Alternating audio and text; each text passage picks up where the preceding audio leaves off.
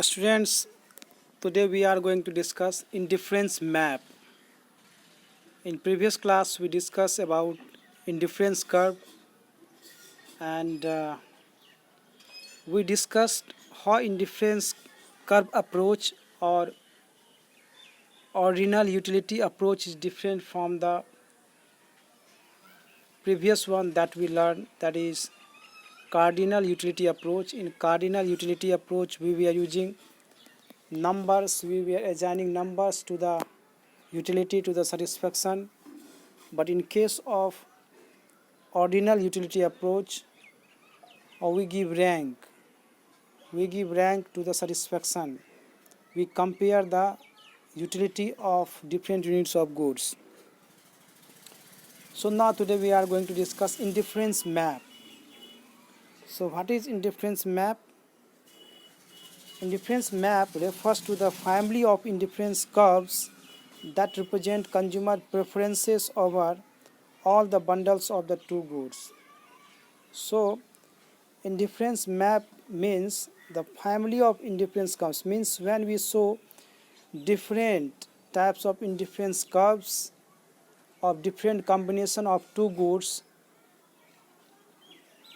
which show different level of satisfaction, then that is indifference map. So one thing that you should know, that when there is more than one indifference curve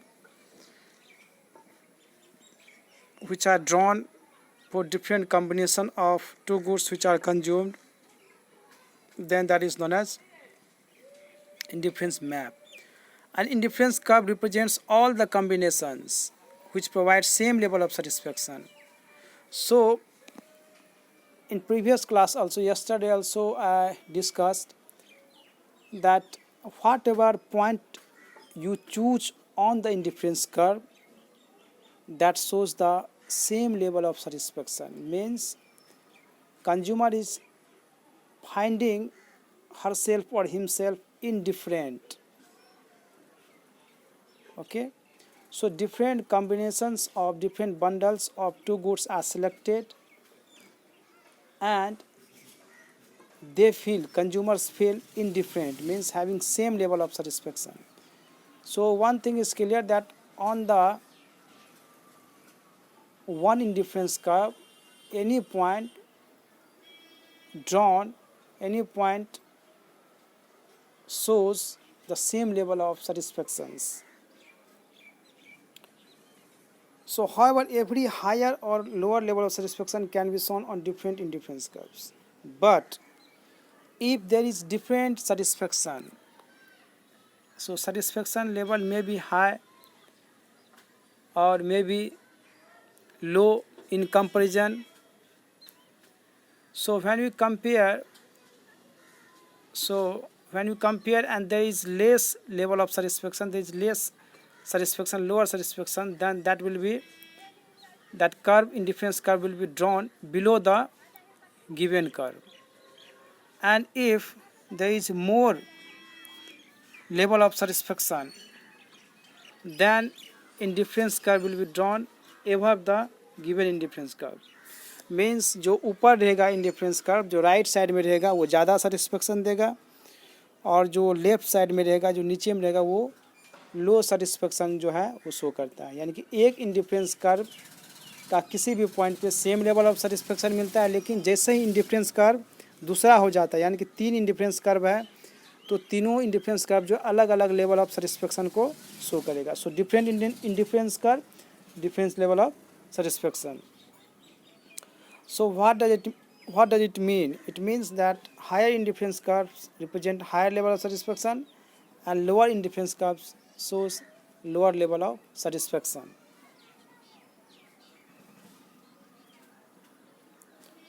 Now let us see with the help of graph. This is indifference map. Why this is indifference map? Because there are three indifference curves, not one. Now commodity Y. So suppose there are two commodities, and commodity Y, consumption of commodity Y is presented on y-axis and commodity X is presented on x-axis.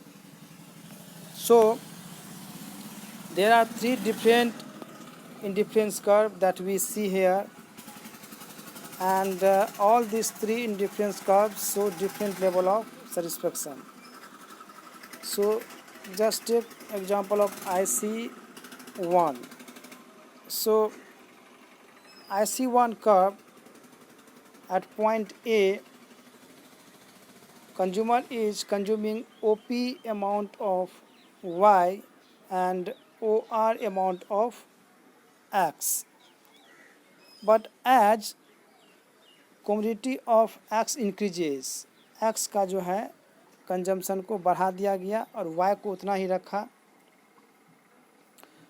तो उसके लिए आपको जो है एक नया indifference curve को draw किया गया IC2। तो IC2 का जो B पॉइंट है वहाँ पे आपका जो कंजम्पशन ऑफ Y है वो सेम है, OP ही है, ठीक है, इतना ही है कंजम्पशन। इस लाइन को आप मिला के देखिए। लेकिन जो कंजम्पशन ऑफ X है वो बढ़ गया है। पहले X का कंजम्पशन OR था, यहाँ से यहाँ तक था, अब क्या हो गया, OS हो गया, इतना बढ़ गया है। क्योंकि इस लाइन को आप मिलाइए तो आपको S के पास आएगा, तो OS हो गया। तो इसका मतलब ये हुआ कि IC2 जो है, ये IC2 जो है ये ज़्यादा सेटिस्फेक्शन दे रहा है, ठीक है। कंज्यूमर जो है ज़्यादा सेटिस्फाइड है आपको IC2 पे इन कंपैरिजन टू IC1, क्योंकि IC2 पे उसको X का ज़्यादा कमोडिटीज़ उसको मिल रहा है, X ज़्यादा मिल रहा है और Y उतना ही मिल रहा है।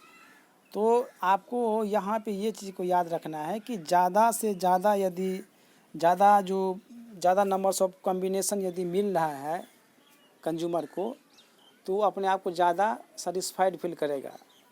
जो कार्डिनल यूटिलिटी अप्रोच में हम लोग देखे थे कि यदि ज़्यादा यूनिट यूज कर रहा है तो मार्जिनल यूटिलिटी उसका जो घटते जाएगा। यहाँ पे जो आपको याद रखना है कि ज़्यादा यूनिट को यूज कर रहा है तो वो ज़्यादा सेटिस्फाइड होगा, ठीक है, ज़्यादा जो है वो ये इक्विलिब्रियम में रहेगा of the given income and given price.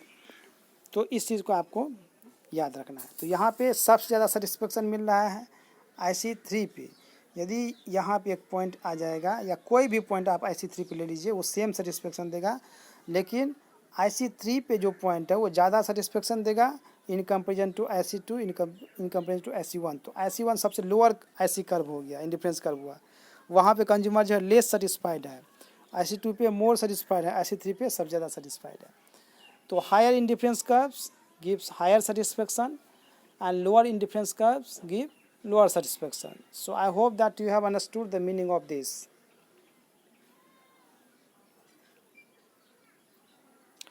Now there is important topic, that is marginal rate of substitution. तो marginal rate of substitution क्या होता है ये आपको समझना ज़रूरी है, क्योंकि marginal rate of substitution के चलते ही, ठीक है, यहाँ पे कॉन्सेप्ट है diminishing marginal rate of substitution. जैसे जैसे ज़्यादा जो है आपको एक गुड्स को यूज किया जाता है तो मार्जिनल रेट ऑफ सब्स्टिट्यूशन जो होता है वो घटते जाता है, वो डिमिनिश होता है, और उसी के वजह से आपका जो इंडिफरेंस कर्व है वो कन्वेक्स टू द ओरिजिन होता है, उसका जो शेप हो जाता है। तो ये है क्या, MRS और marginal rate of substitution refers to the rate at which the commodities can be substituted with each other so that total satisfaction of the consumer remains the same। तो यहाँ पे किस रेट में एक commodities का दूसरे commodity के लिए substitute हो रहा है उसको हम लोग बोलते हैं marginal rate of substitution। इसका मतलब ये हुआ कि consumer सेम सेटिस्फेक्शन रहते हुए, कंज्यूमर का सेटिस्फेक्शन चेंज नहीं होना चाहिए, जो सेटिस्फेक्शन है वही रहना चाहिए। और यदि एक कमोडिटी का कंजम्पशन को इंक्रीज करता है तो उसको दूसरा कमोडिटी का कंजम्पशन को कम करना पड़ेगा, ठीक है। यदि एक बढ़ा रहा है तो दूसरा को कम करना पड़ेगा, क्योंकि रिसोर्स को यहाँ पे मोबिलाइज किया जा रहा है। इनकम जो है वो फिक्स है, तो उसी इनकम में उसको यदि एक गुड्स में ज़्यादा उसको सेटिस्फेक्शन मिल रहा है तो दूसरा गुड्स को उसको छोड़ना पड़ेगा। तो ये किस रेट में हो रहा है उसको हम लोग बोलते हैं मार्जिनल रेट ऑफ सब्स्टिट्यूशन। इसको सिंपल भाषा में आप ये सोच लीजिए कि यदि एक यूनिट ऑफ एक्स को बढ़ाया जा रहा है, यदि एक यूनिट ऑफ एक्स को बढ़ाया जा रहा है तो कितना वाई को छोड़ा जा रहा है, इसको हम लोग बोलते हैं marginal rate of substitution. So MRSAB इसका मतलब होता है कि marginal rate of substitution of A for B.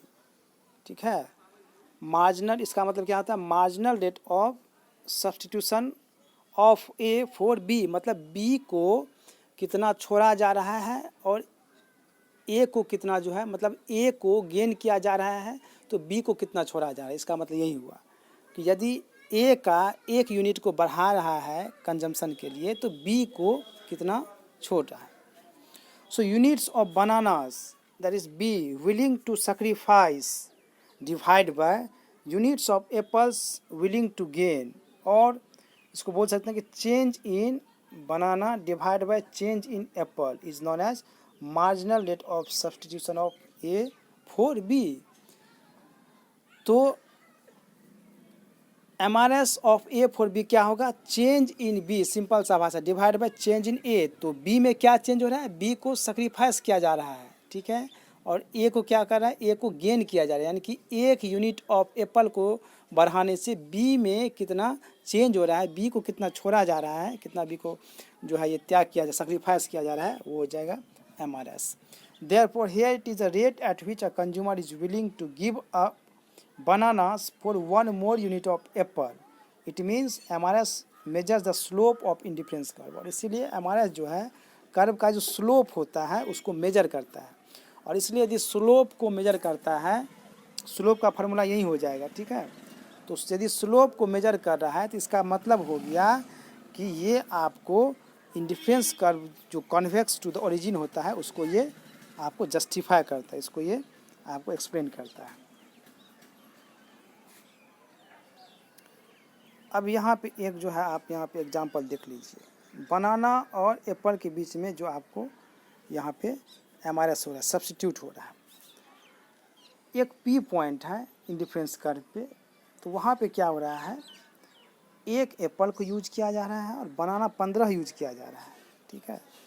तो चलो यहाँ पे MRS हम लोग नहीं निकालेंगे क्योंकि जो है ये यहाँ पे चेंज नहीं कुछ हो रहा है। जब Q पॉइंट पे आ रहा है तो वहाँ पे एप्पल जो है 2 हो गया, यानी कि एप्पल जो एक पहले यूज किया जा रहा था और 15 बनाना, तो अब जो है 2 एप्पल कर दिया गया, यानी कि एप्पल में ज़्यादा उसको अच्छा लग रहा है, एप्पल में उसको ज़्यादा सेटिस्फेक्शन मिल रहा है, तो एप्पल को जो है वो 2 कर दिया, तो उसको बनाना को कम करना पड़ा, यानी कि उसको 5 बनाना को छोड़ना पड़ा। एक एप्पल में चूँकि ज़्यादा उसको इंटरेस्ट हो गया तो एप्पल जो है वो एक जैसे ही एप्पल जो है इंक्रीज किया तो 5 बनानास को सैक्रिफाइस किया, क्योंकि पहले कितना बनाना यूज कर रहा था 15 और नेक्स्ट टाइम कितना यूज करने लगा 10, तो दोनों के बीच में कितना अंतर है 5। तो यहाँ पे हमारे क्या हो गया 5 बनाना डिवाइड बाय 1 एप्पल, तो क्या हो गया 5 बाई 1 क्या होगा 5 बाई 1 इक्वल टू 5, ठीक है। नेक्स्ट जब नेक्स्ट पॉइंट R आया उसी इंडिफरेंस कर्व पे, तो एप्पल क्या हुआ एक और बढ़ा दिया, पहले एप्पल 2 था अब एक और बढ़ा दिया 3 कर दिया, तो बनाना जो है उसको कम करना पड़ा क्योंकि जो पैसा कम था, तो अब एप्पल ख़रीद लिया एक ज़्यादा और, तो 6 तो आपको 6 बनाना पे आ गया, यानी कि 10 पर से 6 पे आ गया।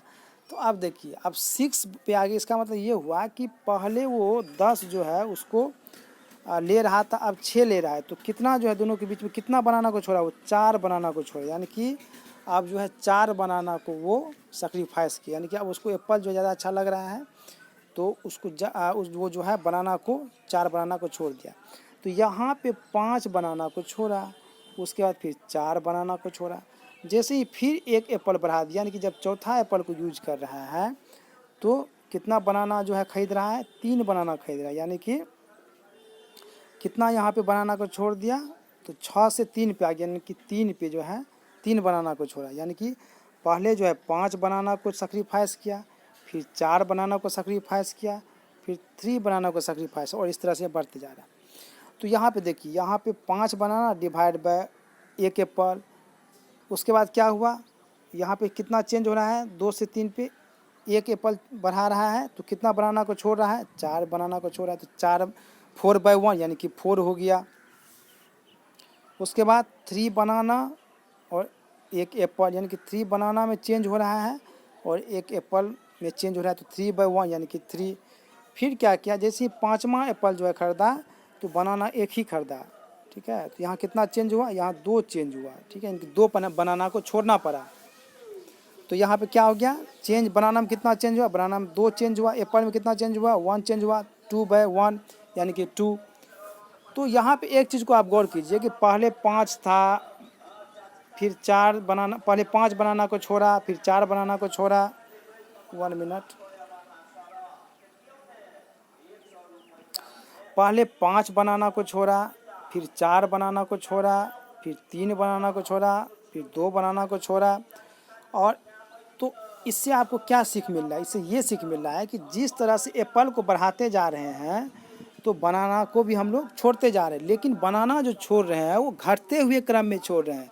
मतलब बनाना को डिमिनिशिंग रेट ऑफ सब्स्टिट्यूशन में छोड़, यानी कि हम लोग धीरे धीरे जो रफ्तार है आपको सब्स्टिट्यूट करने का, सैक्रिफाइस करने का, वो कम होते जा रहा है। यानी कि पहले 5 छोड़े थे, फिर जो है आपको 4 छोड़े, फिर 3 छोड़े, इस तरह से वो घट रहा है। इसी को बोलते हैं हम लोग diminishing marginal rate of substitution. और इसका जब कर्व बनता है तो वो कन्वेक्स टू द ओरिजिन होता है, ठीक है। बाकी जो हम लोग नेक्स्ट क्लास में डिस्कस करेंगे। Thank you.